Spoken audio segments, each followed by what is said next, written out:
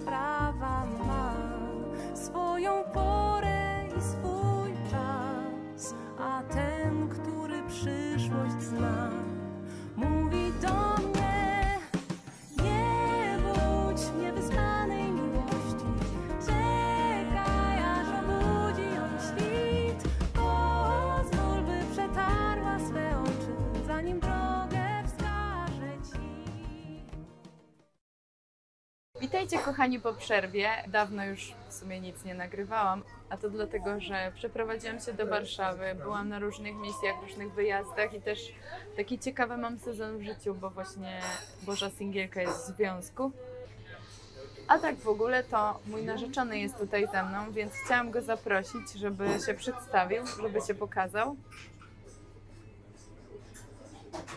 Daddy! No chodź. No. To kochani, opowiedz, jak się poznaliśmy, gdzie to było. W 2020 roku pojechałem na misję, wierząc, że Bóg wysyła mnie, Bóg powołuje mnie do tej misji, żebym zbawiał świat. I na tej misji poznałem Ciebie. Początkowo moje uczucia były przyjacielskie, jako że chciałem nawiązać relację z Tobą. Z mojej perspektywy była to taka czysto przyjacielska intencja. Nie było w tym jakiejś romantycznej uczuć. Zobaczyłem w Tobie bardzo wartościową osobę. I po prostu tak poczułem w sercu, że chciałbym się dzielić z tą osobą czymś więcej. Że chciałem zbudować coś, co pozwoliłoby mi wzrosnąć, jak i Tobie. I taki przyszedł mi do głowy pomysł, żeby po prostu dzielić się tym, co przeżywamy w danym tygodniu, i zaproponowałem, żebyśmy się dzwaniali raz na tydzień, co nie do końca nam się udało. To prawda. Bo tak naprawdę po niecałym tygodniu od zakończenia misji zdzwoniliśmy się i mieliśmy naszą pierwszą rozmowę, która trwała 5 godzin. No, po prostu bez przerwy. Ja chyba nawet nie miałem przerwy na to, żeby się napić, bo nie miałem takiej jakby nawet potrzeby chyba.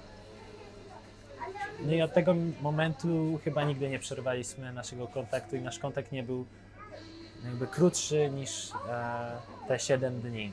Zazwyczaj myślę, że był krótszy.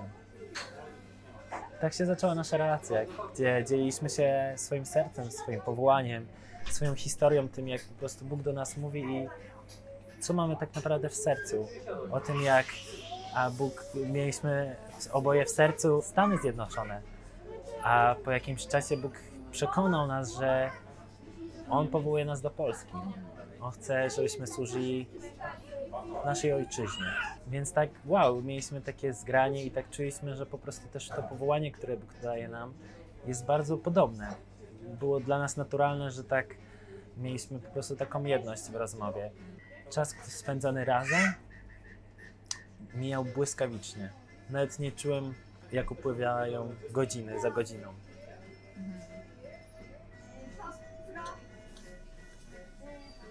Po miesiącu zacząłem się zastanawiać, jakby mam tą relację z Kamilą i co ona tak naprawdę daje, jaka jest przyszłość tego. Ponieważ rozmawialiśmy niemalże codziennie i po kilka godzin, to po prostu miałem takie uczucie, że nie wiem do końca, co jest w moim sercu. Więc wtedy zwróciłem się do Boga i zapytałem tak naprawdę: okej, Boże, jakie są moje emocje w tym wszystkim? Co ja czuję, względem Kamili i dokąd to ma zmierzać? Po jakimś krótkim czasie odkryłem, że zależy mi na Kamili. Że zależy mi na jej zaufaniu, na tym, żeby razem spędzać czas i na jej sercu. I Bóg zaczął tak po kolei dawać mi emocje takie romantyczne do Kamili i zacząłem tak naprawdę troszczyć się o nią. A miałeś też coś, co Bóg Ci powiedział a propos tej relacji, co masz zrobić albo jak? Tak, już do tego zmierzam. Po tym, jak właśnie otrzymałem te emocje, zastanawiałem się, jak mam to przekazać, jak mam to powiedzieć. I wtedy Bóg mi tak powiedział, że Daniel, dałem Tobie te emocje, ale to jeszcze nie jest ten czas, że daję tobie pół roku, gdzie po prostu ma być to przyjacielska, nieromantyczna, nie masz nic, jakby podejmować żadnej decyzji do przodu i czekać. Więc, Najtrudniej. tak. Więc cierpliwość myślę, że od początku naszego związku była wypróbowana i szlifowana, co myślę, że niesamowite też owoce przyniosło teraz w moim życiu tak codziennym. Podczas tego czasu, tego pół roku, tak naprawdę wiele też miałem w sercu, po prostu tak dzieliłem się szczątkami tego, co Bóg pozwalał, żebym mógł się podzielić. Ale wytrzymałem. Ale też pakowałeś się tak naprawdę w relację na odległość, Tak, a jednocześnie nienawidząc relacji na odległość. tak, to prawda. Kiedy w przeszłości widziałem, jak taka relacja na odległość po prostu wydawało mi się, że nie ma sensu z doświadczenia.